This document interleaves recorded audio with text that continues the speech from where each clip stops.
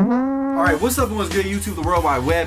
Hey, as you guys can see, it is your host with the most, back with a brand new episode of Cantu Beyond the Thrift. And today we have three different things we're gonna do. And the first of which, as you guys can tell, is going to be restoring a pair of thrifted Nike VaporMaxes. So these shoes are very disgusting. I honestly do not like VaporMaxes. I think they're super ugly looking, but they do have that little Nike Flyknit action happening. And honestly, these aren't in super bad condition. So I did cop these for $9.99. And the giant obnoxious air bubbles looking like some Man-O-Wars are disgusting. It looks like someone went to a concert in these, like a rave of some sort, and these look absolutely despicable. So I do want to restore these shoes for you guys and just show how you can take a $10 pair of VaporMaxes and make them look very, very good with not too much effort. But I figure that doesn't constitute enough content for one video. So I also am going to do a pant customization and then also a little gardening. So without further ado, let's get into Cantu Beyond the Thrift. All right, man. So step one is to try and get this random unknown brown substance off the shoe. I honestly don't know what it is. It looks like it may be sand because it is kind of like shimmering, I guess, in the light, if you will. But we're gonna go old school. Anyone who plays soccer knows this time-tested and true technique to cleaning any cleats or shoes, and that's to schmack them.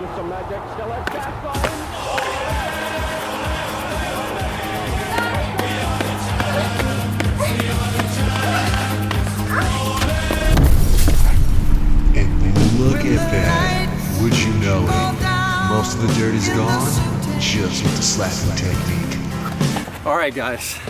So now the shoes are relatively cleared of the big blocks of cow shit or former sandcastle.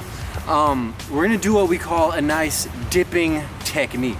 Now this is perfect if you guys are not wealthy, you know, you don't need any real cleaning supplies. You simply just need a pool, okay? So you can be completely broke. Just need a pool, grass, anything like that. So we're gonna get these dirty bottoms, you see what I'm saying? And we're gonna slowly ease them into the water.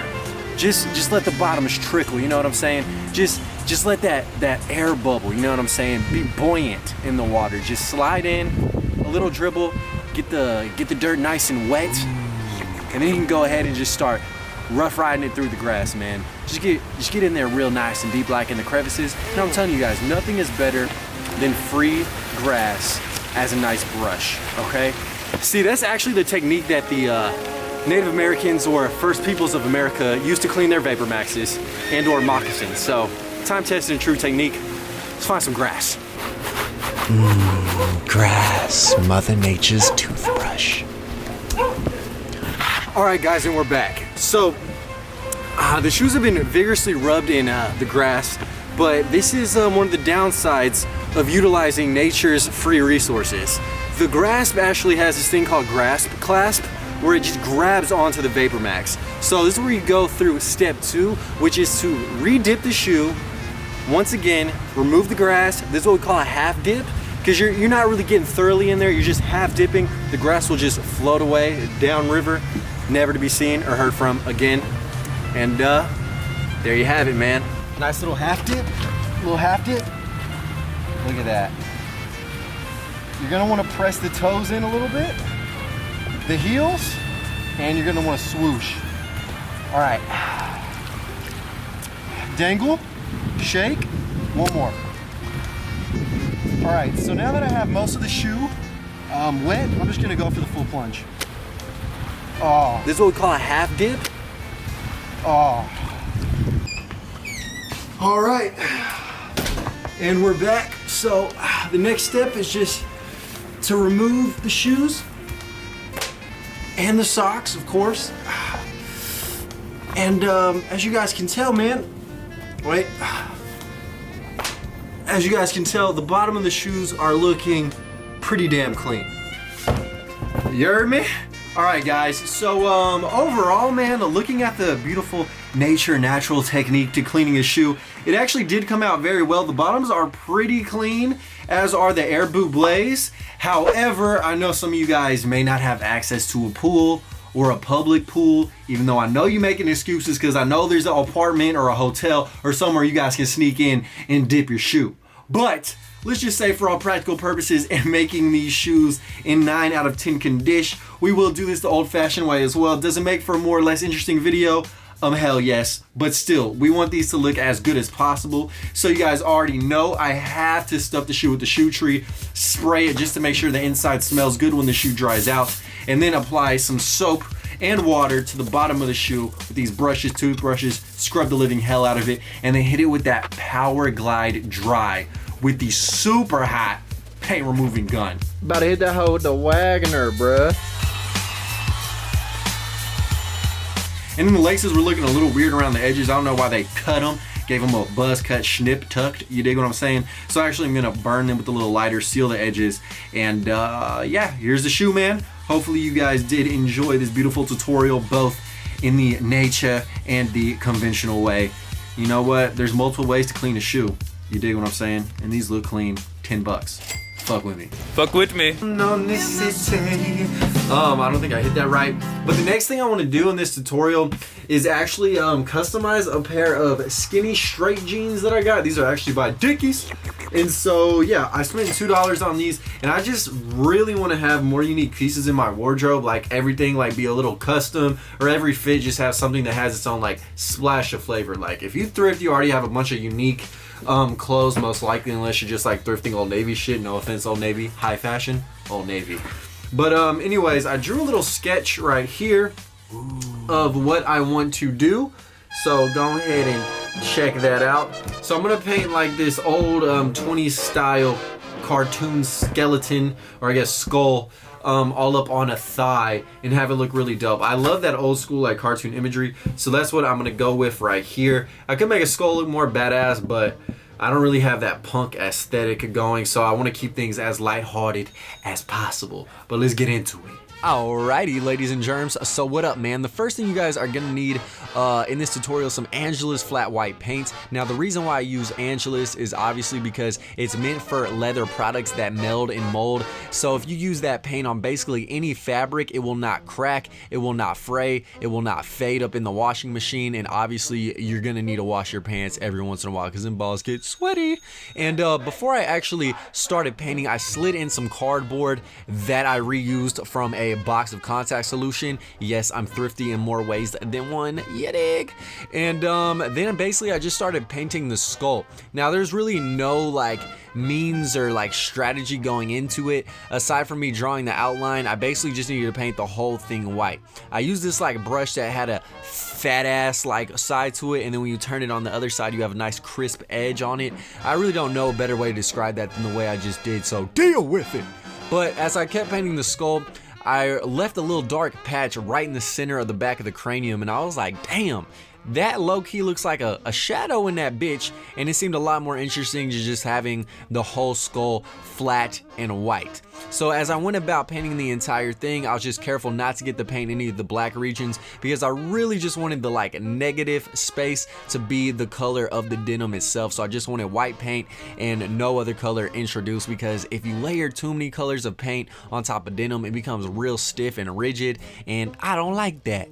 So as I painted the whole thing, I really liked the way it looked. However, the teeth were looking a little bit too white, so I kind of let them look a little ratchet, like low-key, like left little braces shadows in the teeth, if you will. And then I moved on to the top hat, which really did set off this entire piece, I do believe. And so the hat looked very clean. I like adding the highlights on it. It just looks sexy overall. Now I probably am gonna add more to these pants in other videos coming up, just because I feel like I can do so much more with these things. But you guys can tell, man, the skull from the top view looks very, very dope.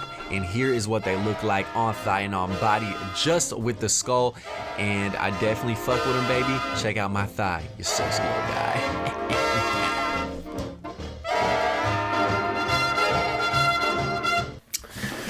Alright class, so this is the last little part of Beyond the Thrift with Paul Cantu. It is the next day, and I actually thrifted two really dope M&M canisters. I don't really know what these are meant to hold, but they were each $1 that I got at Goodwill. And I figure, you know what, Green Thumb Cantu is back in this bitch, low-key. I'm a botanist, so I have some really cool plants, and I was like, yo, why not make these some nice little planters? I don't know if that's originally what they were for, but I feel like this green little Thoughtalicious M&M will look great with these nice sprigs of springtime just busting out of her scalp, or visor in this case. So that's what I'm gonna do. But as you guys know, if any ceramic doesn't have holes in the bottom, then the water won't be able to drain. So I got to drill some holes in this hoe. Now, as you guys can tell, man, I had a couple other ceramic vases I got from the thrift store. These already have the holes in them. So to make the holes, all I did was I purchased a tile like drill head. So I guess that's what they use for any little like construction firm, if you will. So I got one at the store, and then essentially you just slowly and steadily drill a hole through any ceramic and it will work. Look at that, man. It's that simple. And then you got yourself some ceramic cocaine as well. Ooh, my God. All right, now let's get the big bruiser in here as well. You guys know, man, we don't gang bang, so we ride red too. This boy over here got the Crip hat on, but the red skin tone. I love it. Like, look how quick that was, guys. It's that simple to turn an M&M little like canister, I don't know what the fuck it'd be holding, into a planter. So look at that shit. Who the fuck is calling me, bro?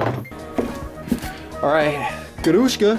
So now that we have multiple holes in both M&Ms, it is time to actually go in and add a little bit of soil, and then we will throw in the plants, and that's pretty much all there is to it, baby. All right, man. So I got my babies full of the coffee grounds, which is really just potting soil.